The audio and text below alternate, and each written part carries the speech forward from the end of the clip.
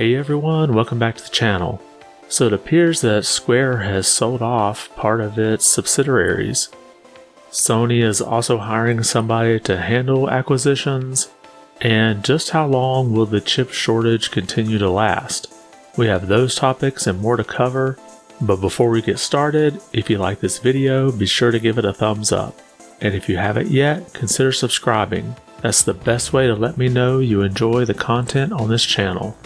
Now let's get started. So let's start off with the big story that broke Monday morning. This is coming from the official press release from Square Enix. Square Enix Holdings today signed a share transfer agreement with Sweden-based Embracer Group AB concerning the divestiture of select overseas studios and IP. So through all this legal mumbo-jumbo, basically the essence here is in the center that they're going to be selling Crystal Dynamics, Eidos Interactive Corp., and IP such as Tomb Raider, Deus Ex, Thief, and Legacy of Kain to Embracer. Now this deal is for $300 million, which really isn't a whole lot considering what's being sold here. Now if you're not familiar with Embracer Group AB, let's just list off some of the things that they've already acquired.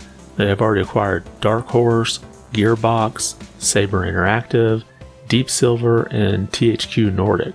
Overall, they already have 124 internal game development studios. Now, right now, we don't know if anything's really planned to make any changes to things that are already in development. In fact, you can see this tweet here from the initiative responding to the announcement from Crystal Dynamics. We're excited to see Crystal Dynamics take these next steps with their studio. Our teams have made great progress in building Perfect Dark together as co-development partners, and we will continue this work with them in our next chapter. So as of right now, things like Tomb Raider, Perfect Dark still seem to be a go, and this may not affect current game development. But some people do wonder if maybe Square Enix is trying to thin down a little bit so that they may be sold. But if we go back to the original press release, you can see here they say the actual purpose of this transaction is to enable the launch of new businesses by moving forward with investments in fields including blockchain, AI, and the cloud. So of course I kind of get apprehensive when I hear blockchain and video game companies to wonder, are they wanting to do more NFTs from this? Right now it's probably really too early to tell, but I'm sure over the coming months there'll be more information released about this and probably maybe some restructuring. It's hard to know at this point. But then again, there could also be some more cooperation going on between some of the studios that they already own and the IPs they just bought. So in the short term, I wouldn't expect much to change, but who knows, in the future we may see some companies handling some IPs they've not done before. Next, a few weeks ago, we saw Microsoft hiring a director to sort of handle acquisitions. Well, it looks like Sony is taking that same approach. You can see the job advertisement right here for a Director of Corporate Development. Sony Interactive seeks a highly qualified Director of Corporate Development.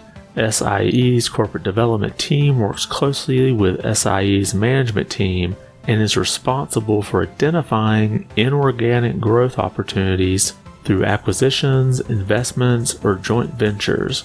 The team sources, evaluates, and completes transactions that are aligned with SEC's strategic priorities and drive significant long-term value for the company. Now if we skip on down to this last paragraph, this also kind of gives you a little more explanation. This is a high-profile and exciting role with significant executive exposure. The director is encouraged to bring significant expertise of the video gaming space, as well as strategic problem solving and deal investment experience.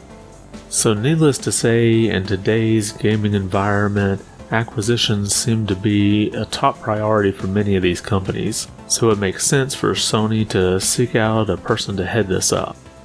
And while we're on the topic of Sony, we've got the May PlayStation Now games announced. We have Naruto Shippuden Ultimate Ninja Storm 4, and that's a 3D fighting game, and it had a Metacritic score of 72 with a user score of 8.1. Soul Calibur 6, which is a weapon-based fighting game, and it had a Metacritic score of 84 but a user score of just 6.7. And then finally, Blasphemous, which is an action platformer, and it had a Metacritic score of 78 and a user score of 7.8. Now, Soul Calibur 6 I thought was pretty decent. It probably wasn't my favorite of the entire series, but if you've played any of these other games, let us know which one you think is the best. And if you're a subscriber already to PlayStation Now, you might as well go ahead and add these to your inventory. Or if you're considering subscribing to the new PlayStation Plus service, you may want to go ahead and get that going, and then you can be a leg up and have a few more games. Next, I know we've talked a lot about console shortages, and we had a story recently that Nintendo is expecting 10% less supply, but it doesn't look like things are going to get much better. This is coming from CNBC. Intel CEO Pat Gelsinger told CNBC on Friday he now expects the semiconductor industry to suffer supply shortages until 2024. In an interview on TechCheek, which is one of CNBC's shows, Gelsinger said the global chip crunch may drag on due to constrained availability of key manufacturing tools, serving as an obstacle to expanding capacity levels required to meet elevated demand.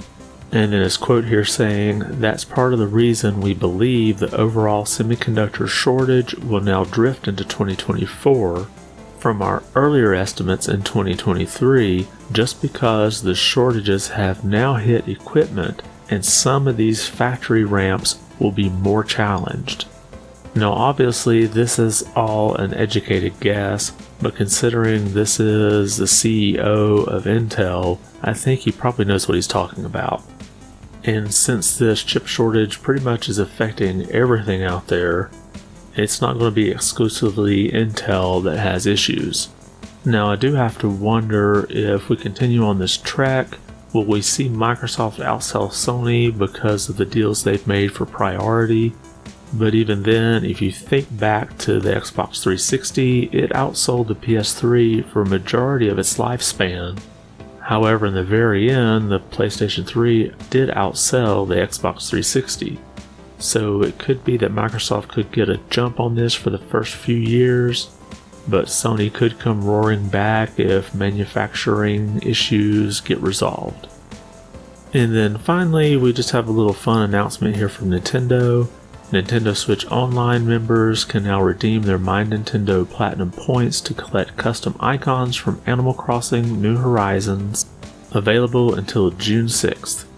Icon elements will be refreshed each week. And now you can see the different icons I have here for Animal Crossing, but this wasn't what got me more excited.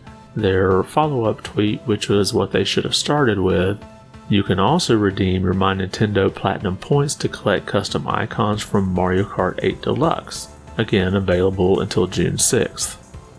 And I do like these a lot better. Of course, I'm a bigger fan of Mario Kart 8, and I like that they've got the different trophy icons that you can pick.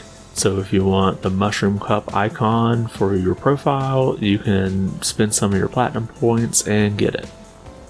And that's all we have for today. Did anything we talk about catch your attention? Were you surprised to see Square sell off some of its properties, and do you think they're doing that in order to lean themselves up for an acquisition themselves? And do you believe we'll be suffering this chip shortage until 2024, making it harder and harder to get consoles this year and the next? Drop a comment about those topics or anything else we discussed today. I want to thank you for watching, and be good.